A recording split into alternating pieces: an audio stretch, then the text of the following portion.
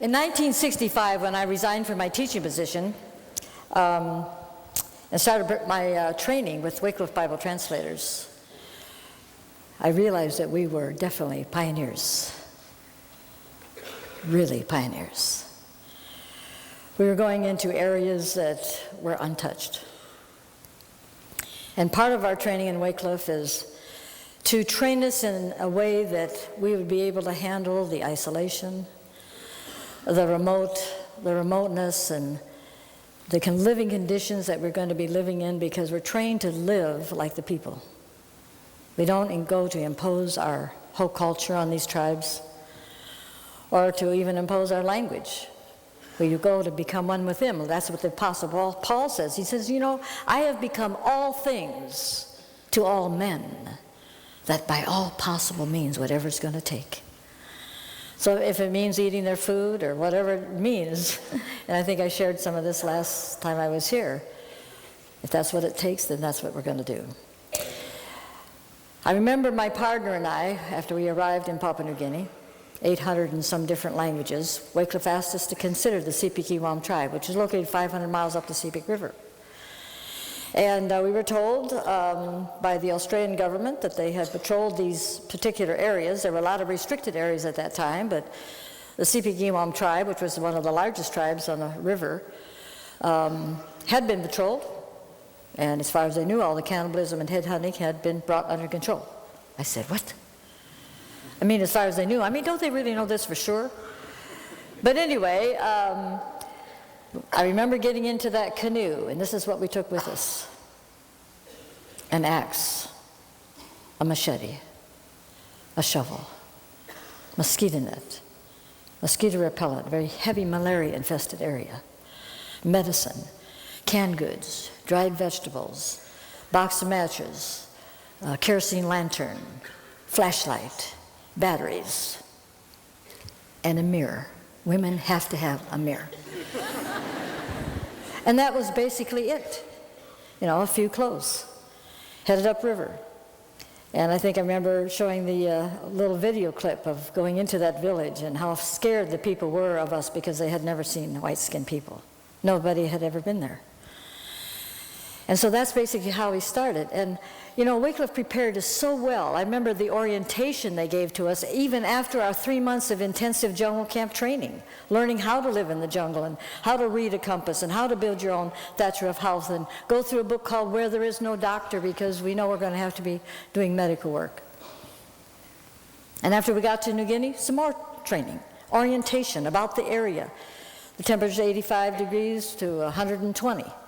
Year-round, 100% humidity, but it's beautiful. I mean, all those beautiful orchids and flowers and bird paradise of the world and butterflies everywhere. Of course, the snakes, crocodiles, and mosquitoes, but other than that, it's, you know, it's beautiful. Wycliffe told us about what they knew about the area, what the information that they got from Australia, about the common snakes. Well, the most common snake in our area is the python. Now, that is not a poisonous snake. In fact, it's a friendly snake. Likes to give you a squeeze or a hug. I want to tell you something. They can get enormous. One of their creation stories centers around the python. They can swallow whole wild boars. They can swallow crocodiles. They can swallow, you know, hold the dogs. They come up on the banks at night, and there goes a dog. But when they're little, they like to live up in the thatch roof of the houses. Now, the other snake, I don't even know the English equivalent. It's called mabuk. Mabuk. Now, that's not a poisonous snake either. Actually, the people refer to that snake as the kissing snake.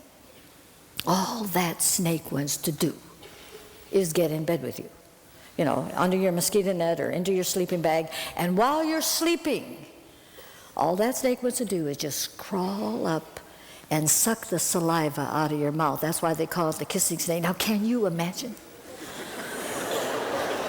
I mean, a snake is a snake. I don't care if they're not poisonous. I don't care if they're kissing or what. You know, it's happened to a couple of our people. And so that first night, after we're trying to communicate to these people, because they were monolingual, they were scared of us, and, you know, how do you communicate? That we needed a place to sleep. And so they gave this, this old village house up on stilts, thatch roof, bar floor, thatch roof. Well, I remember that first night. I remember my partner and I, Judy and I, put down our woven mats on the bark floor, and we had these big mosquito nets, and we hung up the mosquito nets, and I remember tucking that mosquito net in real tight. There's no kissing snake, nothing is getting in my bed. And then we blew out the lantern. Now, I don't know if you have ever slept overnight in really virgin rainforest, but the whole jungle comes alive at night. I mean, every kind of sound you can think of. All these different birds come out at night, and the crocodiles come out at night, and they have this special sound. And there's the cicadas and the frogs and who else? I don't know. The bats were flying around. But there was something, about the roof. It just came alive. That thatch roof came alive. And of course, we had flashlights, and we're flashing our flashlight. Of course, the people had never seen a flashlight, and they referred to us as spirits. Whoa, these spirits have gone crazy inside that house, because they could see the lights going off between the, the cracks of they had never seen, the lights going everywhere. There were bats up there, and there were snakes and rats and hundreds and lizards, but there was something about the bark walls. The bark walls. It sounded like rain. And we're flashing our flashlights around. And that all 4 bark walls were covered almost solid with cockroaches. Oh, well, what can a cockroach do to you, And I remember, the next morning when I woke up, the whole bottom part of my mosquito net had been eaten away by something. I had cockroaches on me. One got into my ear. I nearly went crazy. And people will say, well, Marilyn, weren't you afraid? Well, give me a break. Even the village people are afraid of snakes. But you know what? In the 24 years that I lived in that village, in a thatch roof house, I was taught by God that the safest place in the whole world to be is in the center of God's will. What a beginning. But it was interesting how Satan likes to mess up our minds. Oh yeah, our training prepares us well, but there's no amount of training that can prepare you for the long isolation. It takes 2 days to get out of there. And the thing that Satan messed me up with is I started to worry about, well, what if I get sick? What if I really get sick? We're drinking the river water. They're black waters. We boil it. We cooked on an open fire for 3 years before we got a little camp stove. And they're bringing us food. At that time, we had no clue what some of the stuff we were eating. And so, even when you travel in the United States and you go to a different climate and you got different water, you do have stomach problems. It takes a while to become immune. It's called diarrhea. Here we're having major diarrhea. There are no toilets. They don't have toilets. Wrap your mind around that one. No, don't think about it too much. It's gross. And every night I would crawl in under my mosquito net, and my stomach is rumbling, and I said, Judy, I think it's gone to the right side. I started to worry about my appendix. I have never worried about my appendix in my whole life. I'm worried about my appendix. What if I have appendicitis attack? How am I going to get out of here? It takes 2 days to go downriver. Then you wait the next day for your little plane to come and get you, and that's another whole day off to the coast for medical help. And I was paranoid. And every night I get in under my mosquito net and I said, Judy, it is on my right side. This went on for over a month. And finally my partner said, well, Marilyn, why don't you just go home and get those things out and then come back and we can start our work. 24 years later, well, now it's 40 years later, I still have my appendix. Well, now you're guilty of the same thing. Some of you are sitting here worrying about, the next hour if you have a test or something. Worrying about even the next hour, we will never have a visual picture of even the next hour or the next day or the next month. What an incredible lesson God taught me. Either I relax in the Lord, rest in the Lord, and go about doing our work. Well, we had a two-way radio, which was very comforting, but we had to contact our mission station at least twice a day to make sure that, we're okay. And so if they didn't hear from us for 3 days in a row, they sent out a helicopter to make sure we're okay. So we have this incredible support team to keep us out there and get our job done. But it was interesting that when we were on the radio in the evening, more and more people were gathering around. Because we didn't know why it was, but they were trying to figure out, how does this work? How does this work? She talks into that little black box. I see Mike Oscar, 86 Alpha Judah. Do you copy? Do you copy? Mike's Oscar, 86 Alpha Judah. Do you copy? Do you copy? And then the little black box talks right back to me. And see, we didn't know what they were doing, but more and more people were gathering around the house. 400-some people eventually were around the house when we were talking on the radio. Well, what was happening? They were trying to figure out, how does that work? She talks into that box and it talks right back to her. Well, we had brought some National Geographics with us, magazines, and we also had a Sears catalog, the Dream catalog. I don't know why we brought a Sears catalog. That seemed to be major, mirror and a Sears catalog. But here's the level so that you can appreciate the power of the Word of God. Here's the level that we started at. They didn't know how to turn pages in the magazine. That's a skill that our little kids learn sitting on their mother's lap, turning pages. They didn't know how to read a picture. But they saw this Sears catalog. And how they came to the conclusion of how this whole thing works with this little black box talking back to us. There's just little white people in the radio. They saw the Sears catalog and all these little people all the way, so we come in all different sizes. They didn't know how to read a picture. And I remember we hung this mirror up in this thatch roof house. Well, when we finally got our new house, which was, less than a year, we built a house just like theirs, except we put a lot of screen wire around it and under the bark floor so the mosquitoes could stay out. But anyway, the people that started to become a little bit more friendly, well, they weren't anti, they were just scared of us. But when they started to come into the house and they saw the mirror, they have never seen themselves. They have never seen themselves. And I remember finding the word for picture, which really means reflection in the water. See, I can see my shadow there. Actually, it's the same word for shadow. Every time I moved, my shadow followed me. So the word for picture is aknan, which means reflection in the water or your shadow. Well, of course, the waters are black water, so they could never really see a detailed description of what they looked like. So they would come up to the mirror and look in the mirror, and every time they moved, whoever was in the mirror moved, because they didn't recognize themselves. And they'd go around the back of the mirror to see who was back there. And finally somebody said, "Hey, that's you." "You mean that's me?" "Oh, not bad looking." No, they really thought they were pretty good looking people. They really did. Anyway, here's this innocence, this incredible innocence. I remember this one girl that came up to me, came to our house, and she had a very infected toe. As I mentioned when I was here last year, the life expectancy was 30 to 35 years of age. The infant mortality rate, 90%. Somebody was dying every day. And, until you can learn the language, you really can't help them a whole lot. They were scared to death of the needle because it's the same as the word pencil, tuddian, which means thorn. And they said, "Oh, no, you're not going to shoot us with a thorn." Well, they couldn't understand why a needle would help them with anything. And so anyway, this girl must have had a lot of courage. I would guess, nobody knows how old they are, but I would guess that she was around 12, 13 years old. Her toe was gangrene. In fact, the whole village smelled like gangrene. Our soldiers who fought in the Second World War in Papua New Guinea, they referred to it as jungle rot. I don't know if you've ever smelled gangrene. I don't know how many of you people are going to medical work. The last thing I ever wanted to do was be a nurse. I have a weak stomach.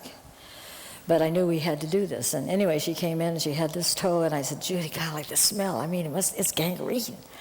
Well, we got into a little book called Where There Is No Doctor. It says, well, if anybody has gangrene, you got to get them out of the village. Oh, yeah, right. Well, so we got on the radio. Mike Oscar, 86 Alpha Juliet. Do you copy? Do you copy? Mike Oscar, 86 Alpha Juliet. We just got to talk to a doctor. We have this situation. We really don't know what to do. So the doctor came to the radio, and we explained the whole thing, and he says, "Well, you've got to cut the toe off." I said, "What?" I said, "Judy, you got to cut the toe off." No, there's no way I'm doing this. There's just no way. So we put her down on this wooden stool, and I guess maybe you people that are in medical or going into medical, I guess you don't have a lot of feeling if you have gangrene, because she didn't act like she was in a lot of pain. But we sat her down on that stool. I put my arms around her, and the doctor started to give us instructions over the radio. We had a little fishing tackle box with all kinds of medicine for that area. He said, get a razor blade. So we got a razor blade. Get a match. Got a match. Heat it up and cut the toe off. So I'm holding her. Judy takes the razor blade and cuts that toe off. She hardly moved. And she wouldn't let us give her an injection. She said, no, you can't shoot me with that thorn. But we had some penicillin powder, so we sprinkled the penicillin powder over the toe. 40-some years later, married woman, walking around the village with a missing toe, became a believer, has about 5 children. We didn't do it exactly right. But you don't have to do it exactly right. You know what? God just needs a vessel.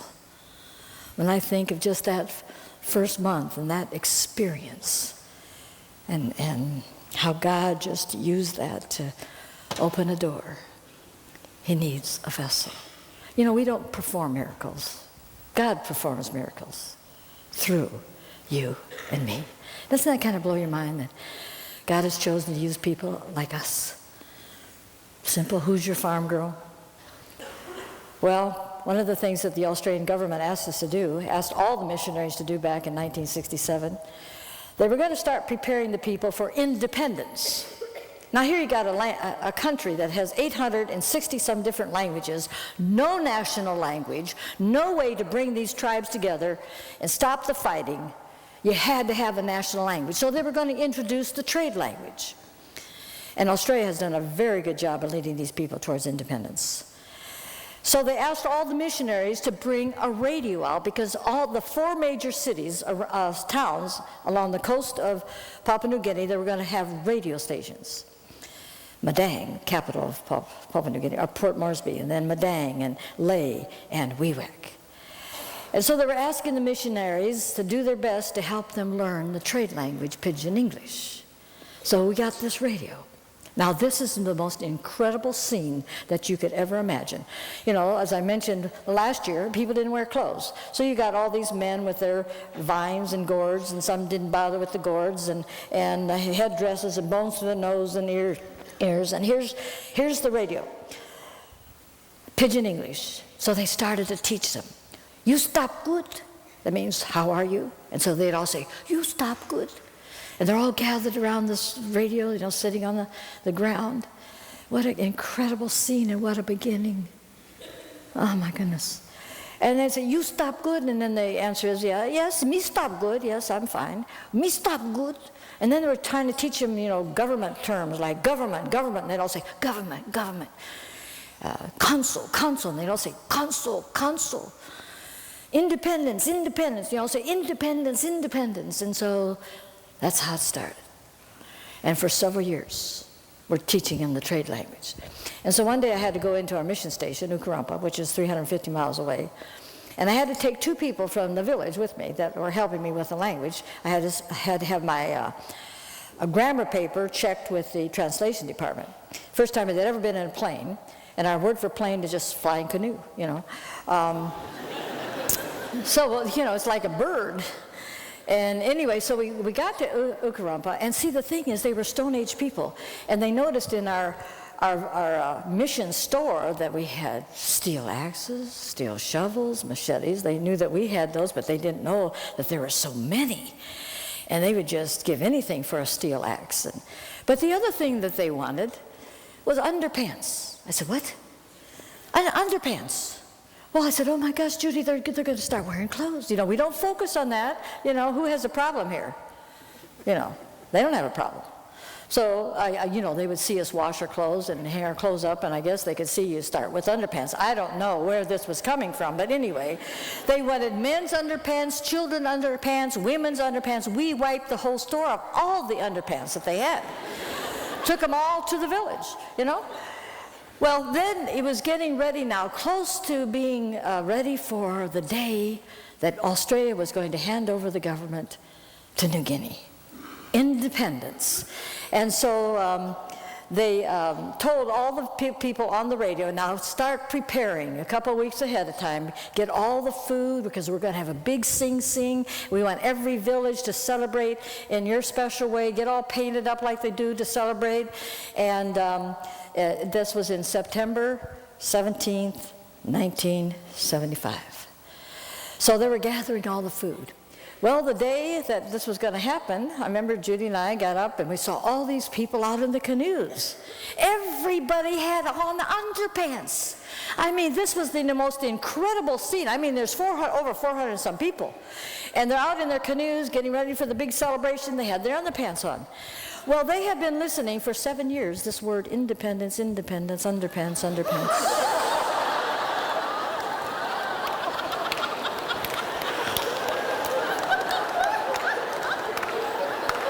We're free, we have our underpants. The entire nation, they all had underpants. Independence, independence, now we're free, we can run our own country because of the underpants. Oh my goodness. Well, the moral of this story, how important it is that we learn their language. I can give you example after example after example of the misunderstanding that people have when they're trying to learn a second language, especially when it comes to the Bible. I don't know how many of you people are interested in languages, but what an incredible thrill it has been. Just stop and think of how we started. And today, they have the Word of God in their language. Over 500 believers just in that one village. The impact that God made in that village because of just 2 women that really didn't know how to do it all right. And I think about that day, that when we're going to be standing around that throne, and I'm wondering just how many really was I responsible in leading to the Lord. We can only imagine.